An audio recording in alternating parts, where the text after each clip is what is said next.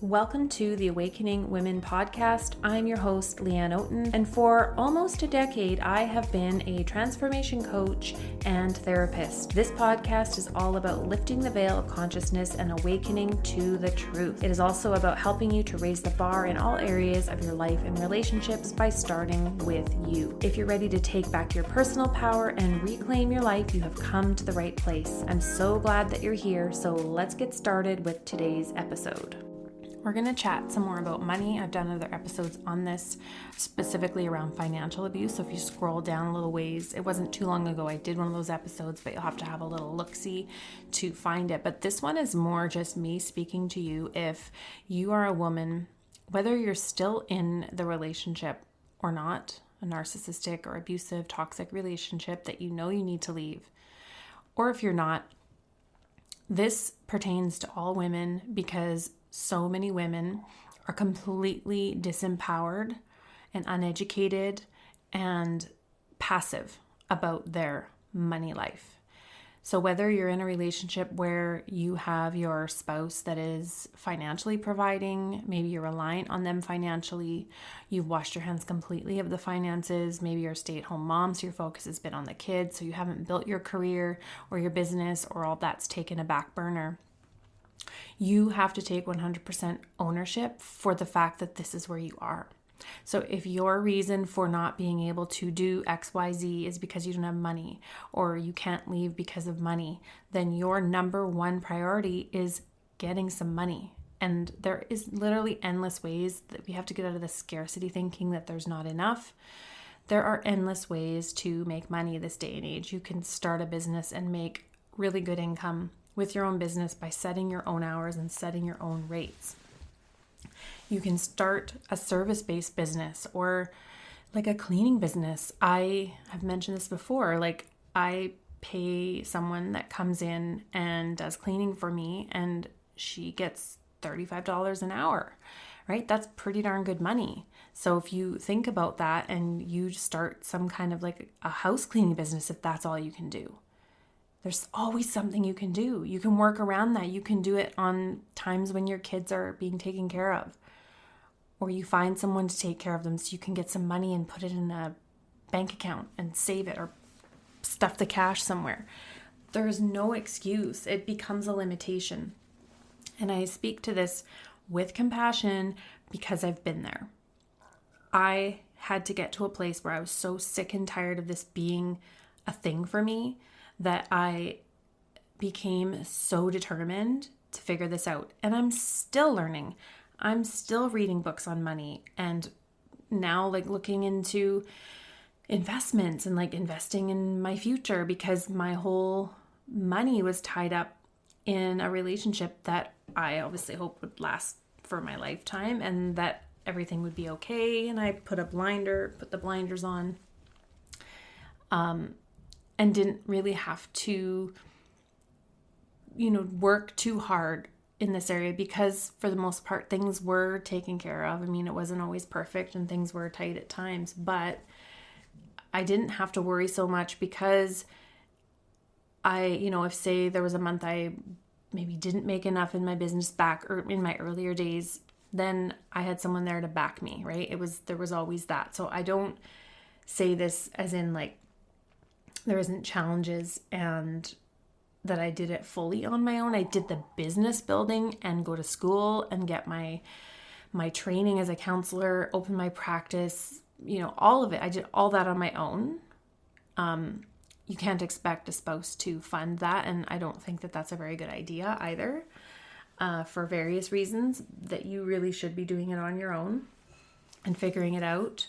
But everything that I did for my business and getting myself in a position to have means to buy my own house and basically raise my daughters fully on my own financially was done by me. It was all work done by me. Blood, sweat, tears, lots of tears, and definitely no lack of hardship because building a business is not just a cakewalk, right? It takes dedication and effort and commitment. So this really is coming from a place of personal experience. I've been there.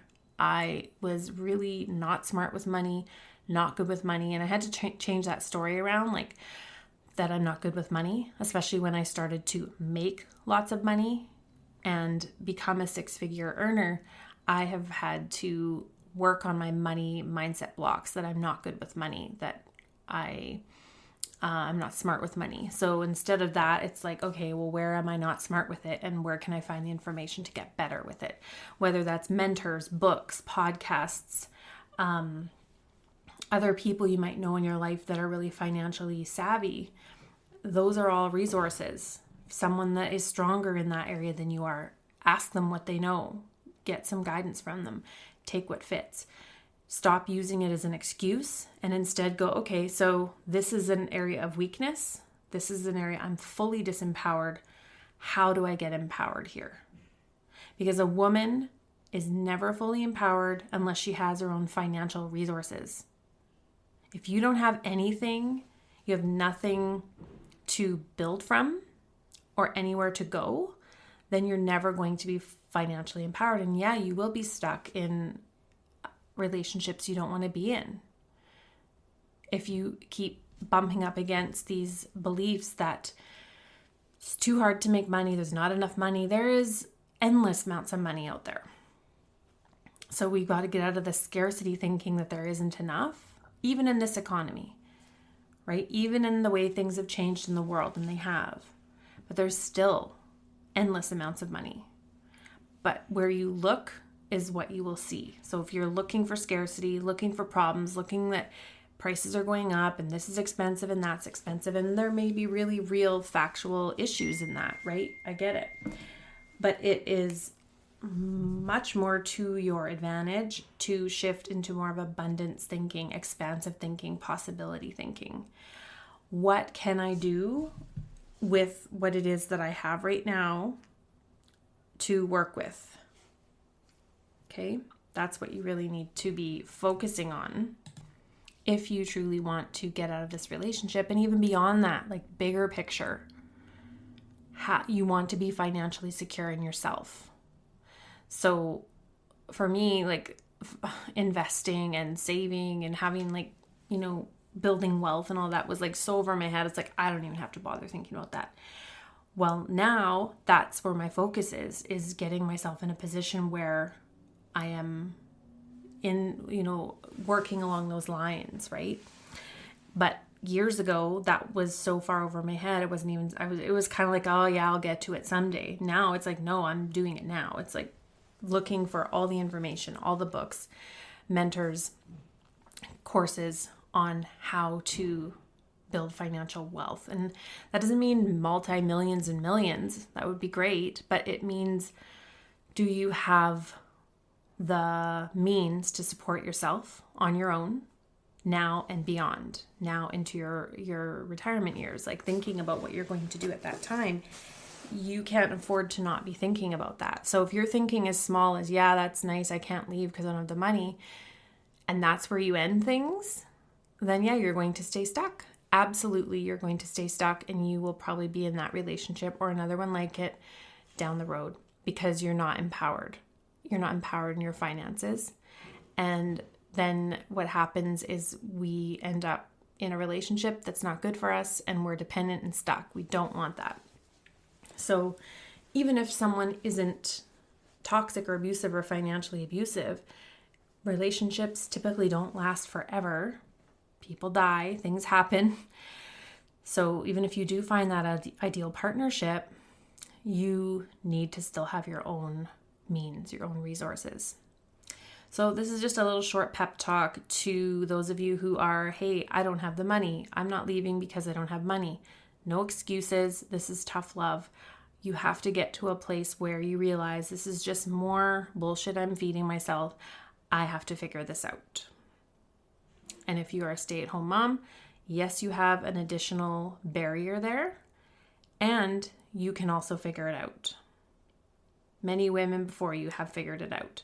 Seek out stories of women like myself who have done the exact same thing, who have come from having no money, a whole bunch of debt, a bankruptcy, student loan debt, stay-at-home mom, no career to being able to create financial stability and financial income and being able to have an asset and own a house and those types of things. If I think back 5 years ago, I would not have been able to buy the house that I'm living in right now. Maybe even thinking more like 4 years ago even. I made it a top priority when I had a good feeling that I was going to be doing this on my own at some point. That was my priority. I need to get that in order. So I joined programs, coaching programs, listening to books, reading books, podcasts, and blogs. They're good for info. They're not great for the how-to or anything. You typically do have to pay someone to give you the financial how-to.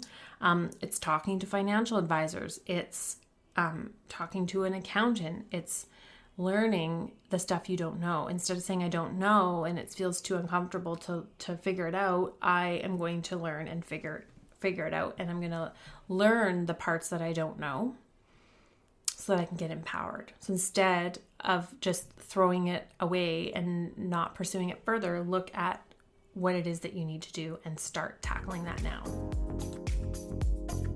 Thanks so much for tuning into this episode of the Awakening Women podcast. If you love this show and it has served you and helped you on your journey, please take a moment right now and leave a rating and review in iTunes and Spotify. If you'd like more daily content, videos, and inspiration, come on over and join me at Awakening Women Support Official over on Instagram, where we can connect and you can continue your transformation and growth journey. And I'll see you online. Take care.